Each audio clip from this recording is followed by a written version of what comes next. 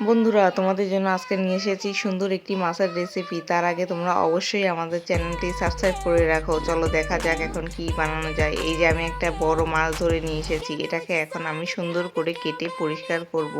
এটাকে piece piece করে নিব যাতে সুন্দর করে খাওয়া যায়। এরপর আমি এগুলোকে সুন্দর করে ধুয়ে পরিষ্কার করে নিব যাতে কোনো ময়লা না থাকে এর মধ্যে। এবার আমি একে একে পেঁয়াজ কেটে নিব, তারপর একটু ক্যাপসিকাম কেটে নিব এবং ধনে পাতা কেটে নিব, কারণ ধনে পাতা ছিটিয়ে দিয়ে অনেক সুন্দর দেখা যাবে। সুন্দর করে আমি সব কিছু কেটে নিয়ে এবার এটাকে আমি রান্নার দিকে চলে যাব।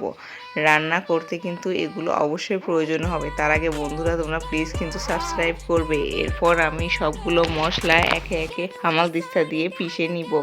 এরপর কড়াইতে প্যান বসিয়ে তার মধ্যে একে একে সয়াবিন তেল গরম করে মাছগুলো সুন্দর করে ভেজে নিব। মাছগুলো ভাজা হয়ে গেলে এর মধ্যে সুন্দর করে ক্যাপসিকাম পেঁয়াজ কাটাগুলো দিয়ে দিব। এভাবে নেড়ে ছেড়ে যখন হয়ে যাবে তখন এর উপর আমি ধনে পাতা ছিটিয়ে দিব।